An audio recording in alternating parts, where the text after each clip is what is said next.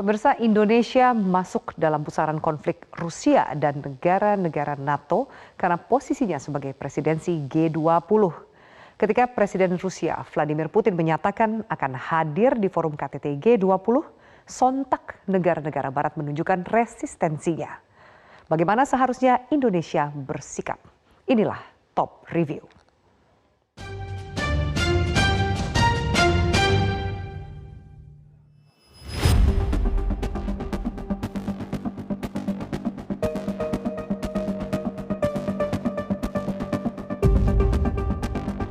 Momen bersejarah terjadi di Gedung La Nuvola, Roma, Italia pada Minggu 31 Oktober 2021. Presiden Joko Widodo menerima estafet presidensi G20 dari Perdana Menteri Italia Mario Draghi. Indonesia memegang kepercayaan sebagai presidensi untuk 1 tahun terhitung mulai 1 Desember 2021 hingga 30 November 2022 mendatang. Forum G20 terdiri dari 19 negara, yaitu Amerika Serikat, Argentina, Brazil, Australia, Kanada, Meksiko, Turki, Indonesia, Korea Selatan, Jepang, Tiongkok, Jerman, Inggris, India, Arab Saudi, Afrika Selatan, Italia, Prancis, Rusia, ditambah Uni Eropa.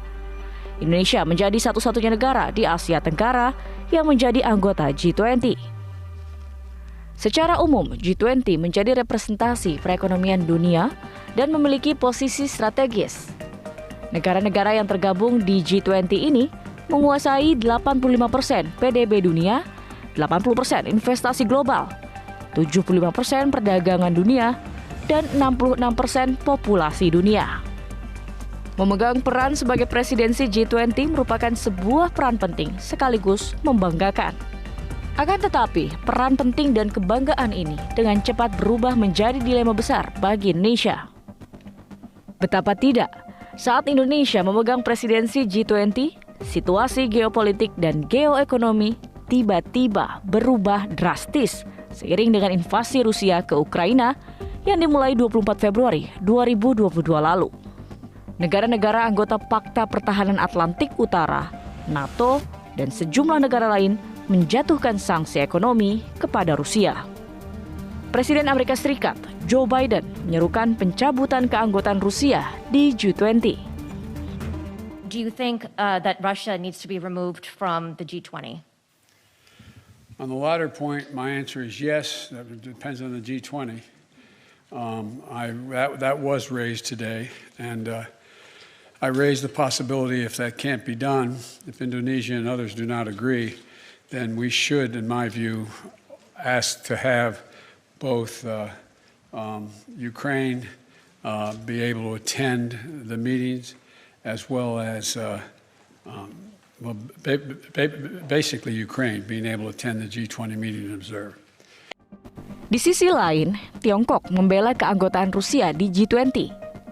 Tiongkok mengatakan tidak ada negara yang berhak menghapus Rusia sebagai anggota sebab Rusia merupakan anggota penting G20 yang berperan dalam kerjasama mengatasi tantangan di bidang ekonomi dunia.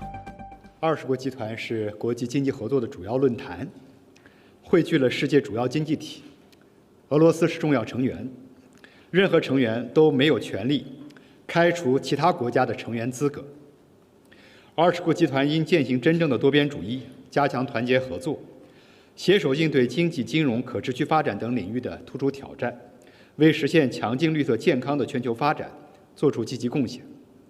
中方支持印尼主席国围绕“共同复苏、强劲复苏”的主题，按照既定议程推进20国集团各领域合作。 Ketika Presiden Rusia Vladimir Putin menyatakan akan menghadiri KTT G20 di Bali Oktober mendatang, suka tidak suka, Indonesia kemudian terseret dalam arus konflik Rusia versus NATO. Dalam situasi saat ini, sikap Indonesia atas rencana kedatangan Putin akan dibaca sebagai arah keberpihakan. Namun, sejauh ini, Indonesia masih bersikap normatif. Sebagai presidensi tentunya dan sesuai dengan presidensi-presiden sebelumnya adalah untuk mengundang semua anggota G20. Dan one thing that I just would like to underline juga bahwa Diplomasi Indonesia selalu didasarkan pada prinsip-prinsip, based on principle. Oleh karena itu, memang kewajiban untuk semua Presiden G20 untuk mengundang semua anggotanya. Nah, saya ingin underline juga bahwa seperti yang saya sampaikan di berbagai kesempatan, bahwa pentingnya kita semua fokus di G20 untuk tangani global recovery, yang merupakan prioritas banyak penduduk dunia di dunia ini. Sikap netral Indonesia atas konflik Rusia dan negara-negara Barat didukung sepenuhnya oleh anggota Komisi 1 DPR. Kita sebagai negara yang sudah bersikap netral harus tetap mempertahankan sikap tersebut dengan tetap menjaga netralitas kita dan tetap mengundang Putin untuk hadir sebagai kepala negara dari negara Rusia. Kedua, dengan adanya pertemuan tersebut justru ini memberikan kesempatan untuk kita jadi mediator atau melakukan mediasi-mediasi lain agar perdamaian dapat segera tercapai dan juga perang dapat segera dihentikan. Sementara itu, Wakil Ketua DPR RI Muhaimin Iskandar mengaku akan meminta Menteri Luar Negeri Retno Marsudi untuk mempertimbangkan apakah meneruskan atau menghentikan undangan kepada Putin. Hal itu disampaikan usai menerima kunjungan Duta Besar Ukraina untuk Indonesia, Vasil Hamianin, di Kompleks DPR Senayan, Jakarta. Perkembangan terakhir ini nanti Bu Menlu mestinya mempertimbangkan apakah meneruskan menghadirkan Putin atau tidak. Karena kalau menghadirkan Putin untuk perdamaian lebih cepat, lebih bagus, ya dihadirkan. Tetapi kalau tidak, ya untuk apa? Bagi Indonesia, situasi ini tidaklah sederhana. Sebab, mau tidak mau, Indonesia akan menerima tekanan baik dari Rusia dan sekutunya, serta dari Amerika Serikat dan Uni Eropa. Namun, hingga KTT G20 digelar pada Oktober mendatang, peta geopolitik akan dinamis dan Indonesia dipastikan tidak akan buru-buru mengambil sikap.